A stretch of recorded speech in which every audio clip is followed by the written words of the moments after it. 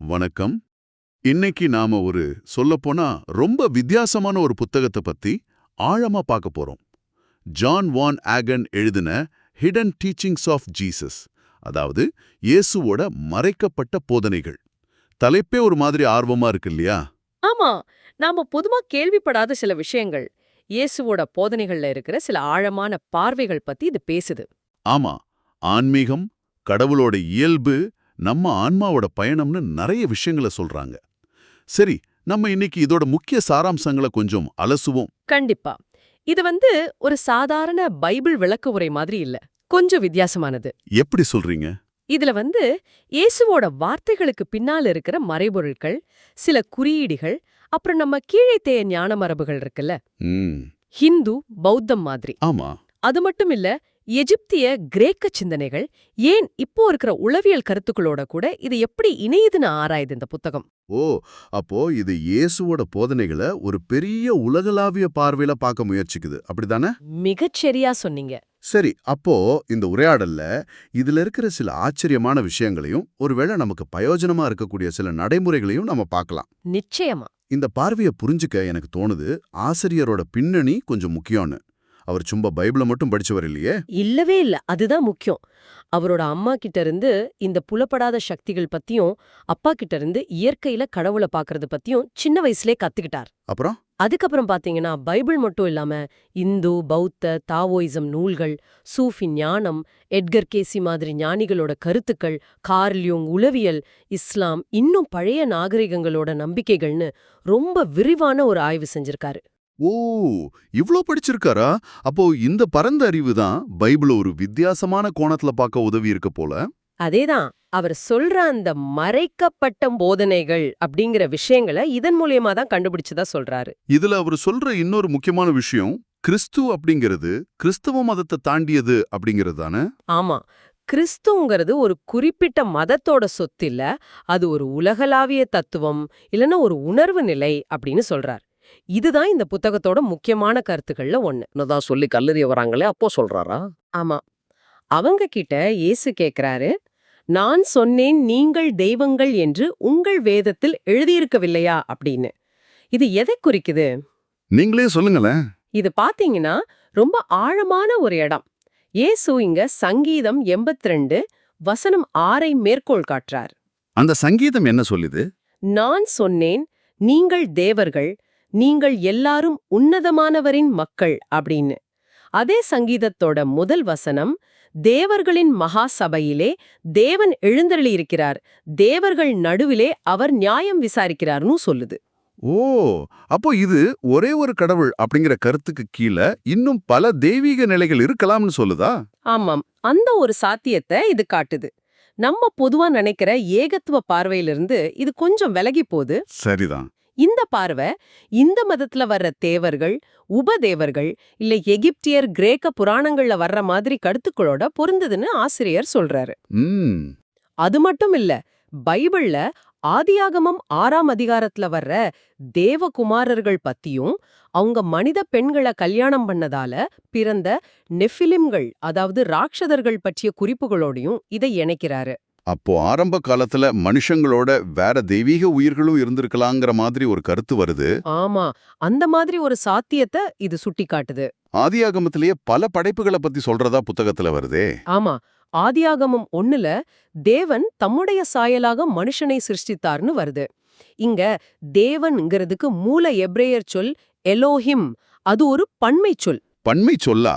அப்போ அது கடவுளோட கூட்டு இயல்பை குறிக்குதா, இல்ல பல தெய்வீக சக்திகள் சேர்ந்து படைத்ததா? இது ஒரு பெரிய விவாத பொருள். ஆனா இந்த புத்தகம் என்ன சொல்லுதுன்னா, இந்த முதல் படைப்புங்கிறது ஒரு ஆவி, ஒரு உணர்வு நிலை சார்ந்த படைப்பு அப்படின்னு. சரி, அதுக்கப்புறம் ஆண் பெண் பிரிவு வருது. ஆமா, ஒருவேளை நோவா காலத்து பெருவெள்ளத்துக்கு பிறகு மனுஷங்க மட்டும் மிஞ்சி இருக்கலாம்.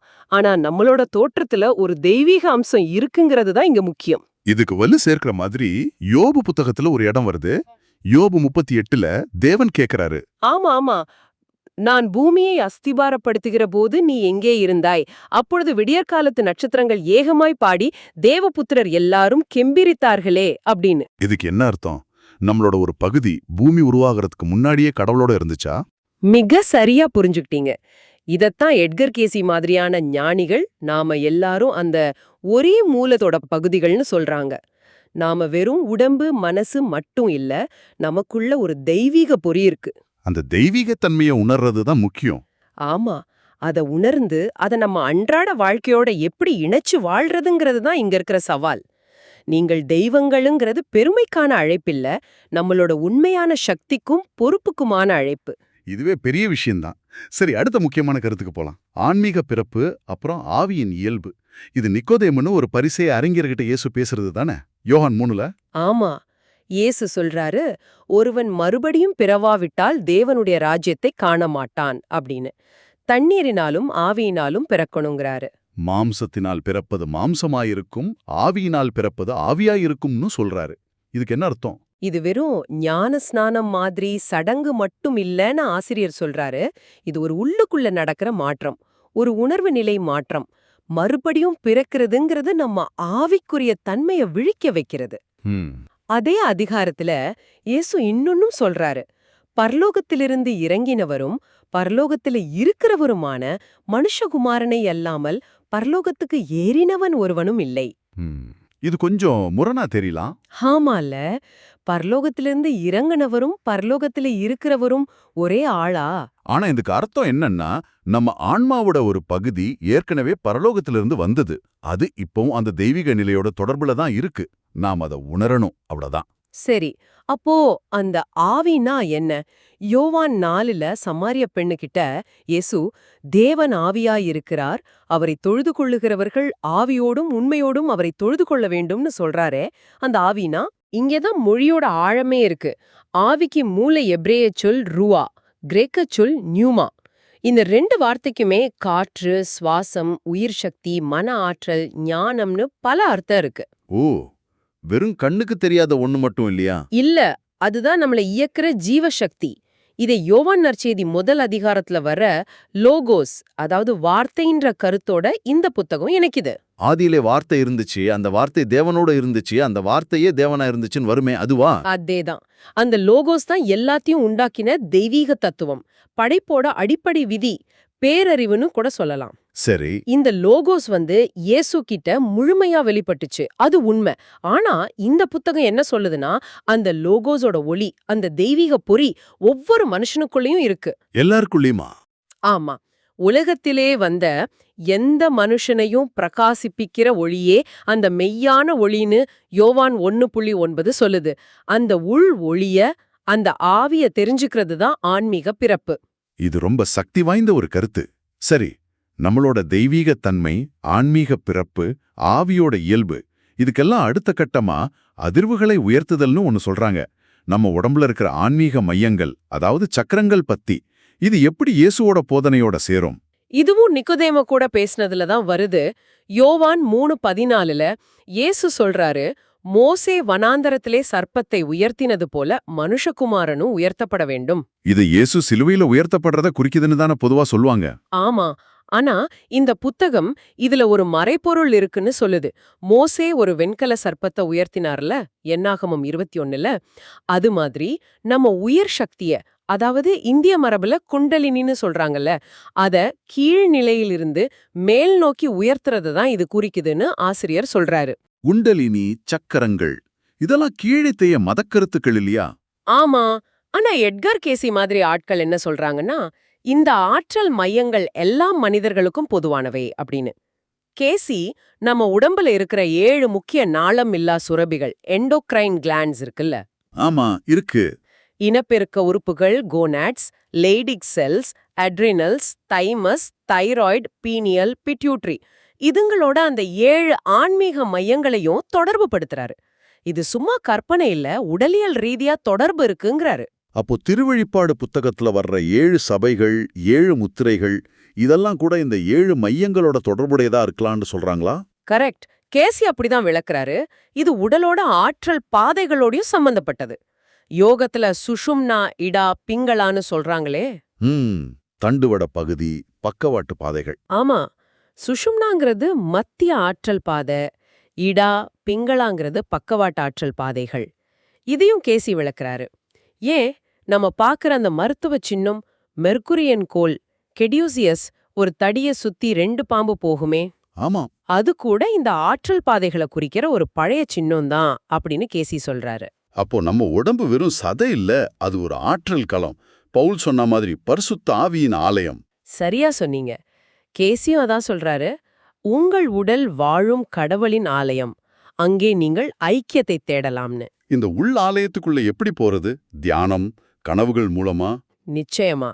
தியானம், ஆழ்நிலை சிந்தனை, நம்ம கனவுகளை ஆராயறது, இதெல்லாம் இந்த உள் மையங்களை திறக்க உதவும். இது திறக்கும்போது வர அனுபவம் ஒவ்வொருத்தருக்கும் ஒரு மாதிரி இருக்கும். எப்படி? சிலருக்கு உணர்ச்சி பூர்வமா இருக்கலாம், சந்தோஷம், அன்பு பெருக்கெடுக்கலாம். சிலருக்கு திடீர்னு ஒரு விஷயம் புரியலாம், ஒரு அஹா மொமெண்ட் மாதிரி. சிலருக்கு காட்சிகள், ஒளி தெரியலாம். ஆனா கேசி என்ன சொல்றாருன்னா, வெறும் காட்சிங்களை விட அந்த அனுபவத்தால வர்ற அறிதல் அல்லது உணர்தல் தான் முக்கியம். இதுக்கு நாம எப்படி தயாராகிறது? சும்மா உட்கார்ந்து தியானம் பண்ணா போதுமா? இல்ல, அதுக்கு முறையா தயாராகணும்னு புத்தகம் சொல்லுது. முதல்ல ஒரு உயர்ந்த லட்சியத்தை, ஐடியலை செட் பண்ணிக்கணும். எதுக்காக இதை செய்றோம்? சுயநலத்துக்கா இல்ல தெய்வீகத்தோட சேர்ந்து சேவை செய்யவா? சரி. ரெண்டாவது? ரெண்டாவது, உடம்ப சுத்தமா வச்சுக்கிறது. உணவு, பழக்க வழக்கங்கள் மூலமா. மனசு, உடல், ஆன்மா மூணையும் ஒருமுகப்படுத்தி ஒரு நல்ல நோக்கத்தோட செஞ்சாதான் இந்த ஆற்றலை சரியா கையாள முடியும். ஓகே. சரி, இந்த ஆற்றலை உயர்த்துறதுக்கு ஆன்மீக வளர்ச்சிக்கு ஏதாவது பயிற்சிகள் இந்த புத்தகத்துல இருக்கா? ஓரளவுக்கு இருக்கு. உதாரணமா சுவாச பயிற்சிகள். வலது மூக்கு வழியா மட்டும் சுவாசிக்கிறது, இடது வழியா மட்டும், இல்ல மாத்தி மாத்தி செய்யறது, ஆல்டர்னேட் நாஸ்ட்ரல் பிரீதிங், இல்ல ஒரு வட்டமா சுவாசத்தை இழுத்து விடுறது, சர்க்குலர் பிரீதிங். இதெல்லாம் நம்ம ஆற்றல் ஓட்டத்தை சரி செய்யும். வேற? ஆண்டவரோட ஜபம், லார்ட்ஸ் பிரேயர் இருக்குல்ல, அதோட ஒவ்வொரு வரியையும் ஒவ்வொரு சக்கர மையத்துல தியானிக்கிற ஒரு முறைய கேசி சொல்லியிருக்கார். ம். அப்புறம் ஆ ஆ ஆ, இ இ இ, உ உ உ, மம் மம் மாதிரி மந்திர ஒலிகளை உச்சரிப்பதன் மூலமாவும் இந்த மையங்களை தூண்டலான்னு சொல்றாங்க. ஆனா எல்லாத்துக்கும் மேல ஒரு உயர்ந்த ஆன்மீக லட்சியம் மனசுல இருக்கணும், நல்ல உறுதிமொழிகளை அஃபர்மேஷன்ஸை பயன்படுத்தணும்னு திரும்ப திரும்ப சொல்றாங்க. இந்த பயிற்சிகளோட நோக்கம் என்ன? சும்மா ஞானம் அடைகிறது மட்டுமா? அது ஒரு பகுதி தான். ஆனா முழு நோக்கம் அப்படி வர்ற தெய்வீக ஆற்றலையும் ஞானத்தையும் வச்சு நம்மையும் சரி பண்ணிக்கிட்டு மத்தவங்களுக்கும் சேவை செய்யணும். ஓ. இதுதான் புத்தகம் உயிர் சக்தியை உயர்த்துதல்னும், நாம உயிர் சக்தியின் ஆற்றல் மிக்க மனிதர்களாக dynamic individuals of the life force மாறணும்னு சொல்லுது. இது ஒரு ஆக்டிவான ஆன்மீகம். சரி. அடுத்ததா 5வது முக்கிய கருத்து. இயேசுவோட தனிப்பட்ட செய்தின்னு சொல்றாங்களே, யோவான் 14-17 வரைக்கும். இத நமக்காகவே இயேசு பேசுற மாதிரி படிக்கணும்னு கேசி சொல்றதா வருது. இதுல என்ன ஸ்பெஷல்? இந்த அதிகாரங்கள்ல இயேசு தன் சீடர்கள் கிட்ட ரொம்ப நெருக்கமா, ஆழமா பேசுறாரு. இதுல நிறைய முக்கியமான, அதே சமயம் மறைபொருள் நிறைஞ்ச கருத்துக்களும் இருக்கு. உதாரணமா, என் பிதாவின் வீட்டில் அநேக வாசஸ்தலங்கள் உண்டுன்னு யோவான் 14:2 சொல்றாரு. அது பரலோகத்துல இருக்கிற ரூம்ஸ் பத்தி இல்லையா? அது மட்டும் இல்ல, இது நம்ம உணர்வோட பல நிலைகள், பல பரிமாணங்கள் இருக்குன்னு கேசி சொல்றாரு. இயேசு தன்னை வழியும் சத்தியமும் ஜீவனுமாய் இருக்கிறேன்னு யோவான் 14:6 சொல்றத எப்படி பார்க்கறாங்க? ஆமா, இயேசு மட்டும்தான் ஒரே வழின்னு சொல்றத விட, அவர் காட்டின வழி, அதாவது பிதாவோட அந்த மூல சக்தியோட நேரடியா உள்ளுக்குள்ள தொடர்பு கொள்றது, அதுதான் வழின்னு எடுத்துக்க சொல்றாங்க. அவர் அந்த வழியில நடந்ததால அவரே வழியா இருக்கார். அதேதான். அது மாதிரி அவர் போயிட்டா நமக்காக தேற்றரவாளனை அனுப்புவேன்னு சொல்றாரு. அந்த தேற்றவாளன் பரிசுத்தாவி, சத்திய ஆவி. அது வெளியேந்து வராது, நமக்குள்ள வந்து வாசம் செய்யும்னு யோவான் 14:17 சொல்றாரு. இது நம்ம உள் வழிகாட்டுதலோட முக்கியத்துவத்தை காட்டுது. யோவான் 15ல வர்ற திராட்சை செடி உருவகம், மெய்யான திராட்சை செடி நானே. அது ரொம்ப அழகான உருவகம். நாம எல்லாரும் அந்த செடியோட கிளைகள். அந்த மூல செடியோட, அதாவது கடவுள் உணர்வோட இணைஞ்சிருந்தாதான் கனி கொடுக்க முடியும். ம். இந்த இணைப்பு ஒரு குறிப்பிட்ட மதத்துக்கு மட்டும் சொந்தம் இல்ல. அதனாலதான் இயேசு இந்த தொழுவத்தில் உள்ளவைகள் அல்லாமல் வேற ஆடுகளும் எனக்கு உண்டு, அவைகளையும் நான் கொண்டு வர வேண்டும்னு யோவான் 10:16 சொன்னதா இந்த புத்தகம் விளக்குது. இது ஒரு உலகளாவிய பார்வை. அந்த பத்தியும் ரொம்ப வலியுறுத்துறாரு. நான் உங்களில் அன்பா இருக்கிறது போல நீங்களும் ஒருவரில் ஒருவர் அன்பா இருங்கள்னு. அதுதான் இதோட மையம். இந்த அன்பு சும்மா உணர்ச்சி வசப்பட்ட அன்பு, ஈரோஸ் இல்ல, நட்பு அன்பு, ஃபிலியா மட்டும் இல்ல. இது தன்னலமற்ற தெய்வீக அன்பு, ஆகாபே. சரி. இந்த அன்போட இருந்தா உலகம் பகைச்சாலும் யோவான் 15:18 அதை ஜெயிக்க முடியும்னு இயேசு சொல்றாரு. யோவான் 16ல அவர் பிரிய போறதையும் அதுக்கப்புறம் சத்திய ஆவி எல்லாத்தையும் போதிக்கணும் சொல்றாரு. அப்போ வெளியே இருந்து கத்துக்கிறத விட உள்ளுக்குள்ள இருந்து வழிகாட்டுதல் வரும்னு சொல்றாரா? ஆமா, அந்த ஒரு வளர்ச்சி நிலையே இது குறிக்குது. கடைசியா யோவான் 17ல எல்லாரும் ஒன்னா இருக்கணும்னு ஜெபம் பண்றாரு. பிதாவோட அவர் ஒன்னா இருக்கிற மாதிரி நாமளும் ஒன்னா இருக்கணும்னு. ஒருமைப்பாட்டுக்கான ஜெபம் அது. ஆக இந்த அதிகாரங்கள் ஒரு மாதிரி நம்மளோட உள்ளார்ந்த தொடர்பு, உள் வழிகாட்டுதல், அன்பு, ஒருமைப்பாடு இதுக்கெல்லாம் ஒரு வழிகாட்டி மாதிரி இருக்கு. சரி, கடைசி முக்கிய கருத்தா சில கடினமான போதனைகள் பத்தியும் உலகளாவிய கிறிஸ்துங்கிற கருத்தை பத்தியும் பார்க்கலாம். யோவான் 6ல இயேசு சொல்றாரே, என் மாம்சத்தை புசித்து என் ரத்தத்தை பானம் பண்ணுகிறவனுக்கே நித்திய ஜீவன் உண்டுன்னு. இத கேட்டு நிறைய பேர் போயிடுறாங்க. இதுக்கு என்ன அர்த்தமா இருக்கும்? இது நிச்சயமா ரொம்ப சவாலான ஒரு போதனை தான். நேரடியா அர்த்தம் எடுத்தா அதிர்ச்சியா இருக்கும். ஆனா இந்த புத்தகம் இதுவும் ஒரு மறைப்பொருள்னு சொல்லுது. எப்படி? இயேசுவோட மாம்சம்னா அவரோட வாழ்க்கை முறை, அவரோட செயல்கள், அவரோட பூமிக்குரிய அனுபவம். அவரோட இரத்தம்னா அவரோட உயிர் சக்தி, அவரோட ஆவி, அவரோட உணர்வு நிலை. இதை நாம உள்வாங்கணுமா? ஆமா, அதாவது அவரோட போதனையோட சாரத்தை, அவர் வாழ்ந்த விதத்தை, பிதாவோட அவர் இருந்த அந்த ஐக்கியத்தை நம்ம வாழ்க்கையில நம்ம வெளிப்படுத்தணும். அதுதான் கிறிஸ்து உணர்வை, அதாவது கடவுள் உணர்வின் அன்பை வாழ்றதுன்னு அர்த்தம். இது மறுபிறப்பு பத்தின கருத்துக்களோடையும் சேருமா? ஆமா, இயேசுவே யோவான் ஸ்நானகனை பத்தி பேசும்போது வரப்போகிற எலியா இவன்தான்னு மத்தேயு 11:14 சொல்றாரு. இது மறுபிறப்பு சாத்தியம்னு மறைமுகமா காட்டுறதா ஆசிரியர் சொல்றாரு. இந்த புத்தகம் டாக்டர் என் ஸ்டீவன்சன் மாதிரி ஆட்களோட மறுபிறப்பு பத்தின ஆராய்ச்சிகளையும், எட்கர் கேசியோட கருத்துக்களையும், அதாவது ஆன்மாக்கள் குழுவா பிறக்கிறது, போன ஜென்ம தொடர்புகள், கிரகங்களோட தாக்கம்னு அதையும் சுருக்கமா தொட்டு போகுது. நம்ம ஆன்மாவோட நீண்ட பயணத்தை புரிஞ்சுக்க இது உதவலாம். சரி, கடைசியா உலகளாவிய கிறிஸ்து என்ற கருத்து இது என்ன சொல்லுது? இதுதான் கேசியோட போதனைகள்ல இந்த புத்தகத்திலயும் மையமா இருக்கிற ஒரு பார்வை. அதாவது கிறிஸ்தவங்கிறது இயேசுங்கிற ஒரு மனுஷனோட பேர் மட்டும் இல்ல. அப்போ அது லோகோஸ்னு சொன்னோமே, அந்த தெய்வீக தத்துவம், அந்த பேரறிவு, அந்த படைப்பாற்றல் உணர்வு. இந்த கிறிஸ்தவ உணர்வு அல்லது லோகோஸ் வரலாறு முழுக்க பல தடவை பல பேர் மூலமா வெளிப்பட்டிருக்குன்னு கேசி சொல்றாரு. ஆதாம், ஏனோக், மெல்கிசதேக், யோசேப்பு, யோசுவா, கடைசியா இயேசு, இவங்க எல்லாரும் அந்த கிறிஸ்துவ உணர்வை வெவ்வேறு காலத்துல வெளிப்படுத்தின அவதாரங்கள் இல்ல தூதுவர்கள். அப்ப கிறிஸ்து தத்துவம்ங்கிறது கிறிஸ்துவ மதத்தையும் தாண்டுனதுன்னு சொல்றீங்களா? மிகச்சரியா. இதுதான் வேற ஆடுகளும் எனக்குண்டுன்னு இயேசு சொன்னதோட இயல்பா பொருந்தது. இது எல்லா மதத்துக்கும் எல்லா மனுஷங்களுக்கும் பொதுவான ஒரு உள் சத்தியத்தை குறிக்குது. அந்த சத்தியத்தோட மையக் கொள்கையே அன்புதானே? அதேதான். குறிப்பா அந்த தன்னலமற்ற தெய்வீக அகாபே அன்பு. இந்த அன்பை உணர்ந்து அதன்படி வாழ்றதுதான் உண்மையான ஆன்மீக பாதை. அது எந்த மதத்தோட பேர்ல இருந்தாலும் சரி.